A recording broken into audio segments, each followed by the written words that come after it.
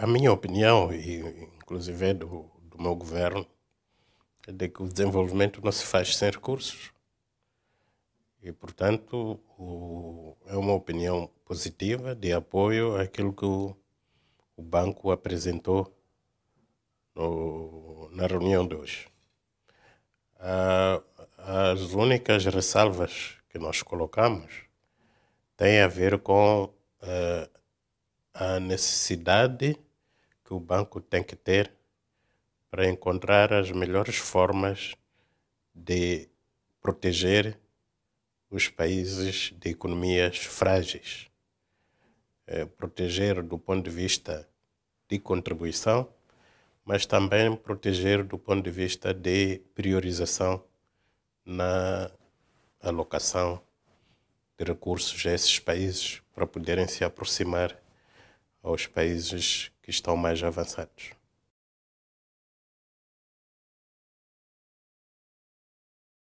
Bom, o banco já fez muito.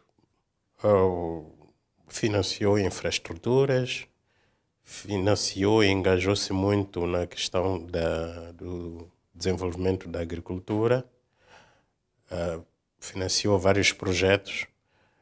Há apenas um aspecto que acho que o banco deveria investir mais, que é capacitar as pessoas. E penso que está fazendo esse investimento. Nós temos alguns projetos em que o banco fez a mudança da abordagem e passou a incluir os camponeses, os produtores, em processos de capacitação, ao mesmo tempo que desenvolvia os projetos de provisão de serviços. Essa combinação desses dois fatores permite dar sustentabilidade aos projetos que temos estado a desenvolver conjuntamente. É, portanto, uma mudança importante e gostaríamos que o banco continuasse nessa linha. O outro aspecto é que, do ponto de vista de focalização, de priorização e focalização, o banco teve sempre uma boa visão. Infraestruturas de irrigação, infraestruturas de escoamento e várias outras ações que desenvolveu. Mas, nisso tudo, e por serem projetos complexos, levava-se muito tempo e acabava tornando o investimento feito um investimento muito dispendioso por causa do tempo. E o banco, percebendo isso, tem estado a desenvolver reformas processuais que vêm facilitar a concepção e a implementação dos projetos. E nós apreciamos essa posição do banco.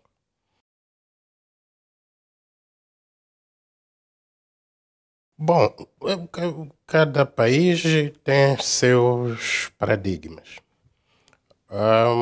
Daquilo que aconteceu na Coreia do Sul, posso dizer que provavelmente, em função do contexto, foi mais fácil educar a população da Coreia do Sul. Provavelmente não era muita gente e imagino que estava relativamente mais avançado do ponto de vista de consciência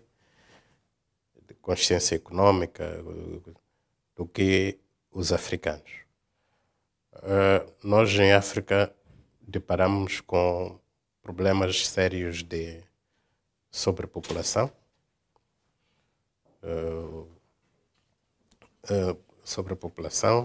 deparamos com problemas sérios de ter que alfabetizar muito mais gente do que provavelmente a Coreia, por ser um país pequeno, teve. Mas o que eu aprendo é que a educação de um povo é fundamental, porque transforma as mentes, faz com que as pessoas percebam quais são os fatores para a industrialização. A seguir, e também associado à educação, é a questão da poupança. Nós em África não fazemos poupança. Confiamos em recursos dos outros. O resultado é esse: estamos num ciclo vicioso em que não conseguimos sair dele. Portanto, a industrialização é bem-vinda. Temos é que tentar perceber como é que podemos industrializar os nossos países, mas empoderando também os nacionais. Porque, de contrário, estaremos a criar focos de conflito permanente. Eu tenho a expectativa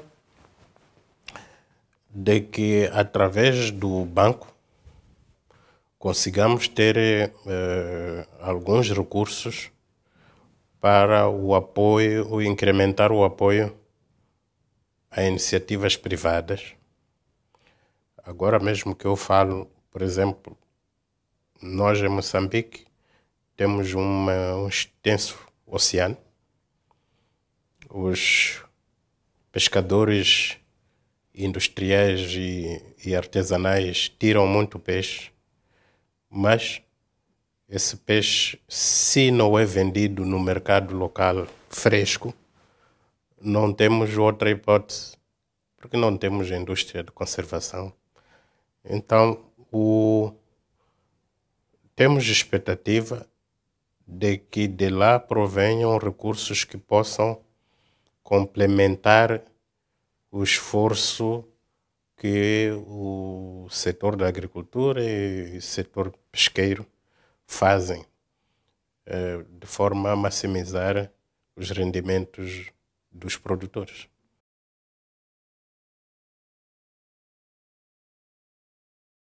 Eu tenho ouvido e concordo de certa maneira que a necessidade mais urgente para a África é infraestruturas. Infraestruturas que possam reforçar a interligação dos nossos países. Mas se me perguntar especificamente sobre o meu país, aquilo que tem estado a criar grandes problemas de estabilidade produtiva e social tem sido os fatores climáticos. Uns anos temos cheias, outros anos temos secas, e quando acontece uma coisa, a população sofre. Acontece outra coisa, a população sofre. Então, para o meu país é muito importante, sem secundarizar as infraestruturas de escoamento da produção, de abastecimento de água. É muito importante vermos como é que estabilizamos os países que, com as mudanças climáticas, estão sofrendo drasticamente.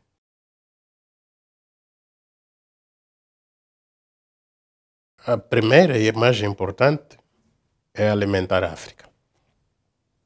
Precisamos de encontrar soluções de como é que alimentamos as pessoas. A segunda, talvez por causa das características do meu país, a questão energética é importantíssima. Mas é verdade que todas essas que referiu aí, essas prioridades são importantíssimas. Sem descurar, não sei se se referiu à educação, como disse desde sempre, a educação de um povo é fator base para o desenvolvimento. Mas se me disser o que é que escolheria, se for uma questão de escolha, escolho alimentar a África e incrementar a produção de energia. Que com a energia a gente vai conseguir industrializar o país, a gente consegue aumentar a produtividade e tudo mais.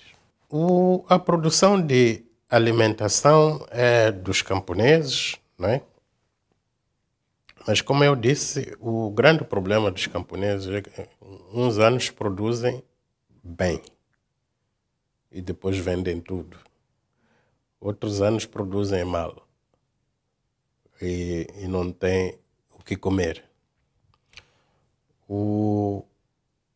Precisamos de encontrar formas de conservar a produção. E a conservação da produção é instalando a indústria que transforma aquela produção, aquilo que chamam agroprocessamento. Então, a indústria, quem pode instalar é o setor privado. E aí entra o banco. É por isso que hoje eu falava que quando olhamos para as modalidades de financiamento às economias e aquilo que é a transformação da própria economia, nós vemos que há uma mudança muito grande de projetos que outrora eram projetos eminentemente do governo para uma situação em que muitos projetos, até em setores que tradicionalmente eram públicos, estatais, muitos projetos passaram a ser implementados com a colaboração do setor privado. Eu penso que esse é que é o caminho. Não temos outro. Hoje as estradas podem ser tercializadas e daí resulta a sustentabilidade financeira, que com base em projetos governamentais era muito difícil. As estradas e uma série de infraestruturas, até barragens, podem ser tercializados, podem ser explorados de forma conjunta, Estado e setor privado. Então o banco pode entrar criando canais de financiamento, quer para o Estado, quer mesmo para este setor privado, dando garantias. Se quer saber, um dos problemas que Moçambique teve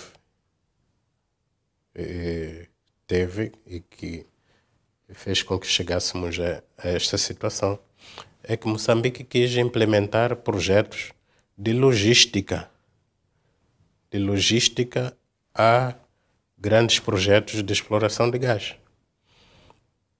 E esses projetos, no entendimento do governo, eram projetos que podiam ser implementados de forma privada.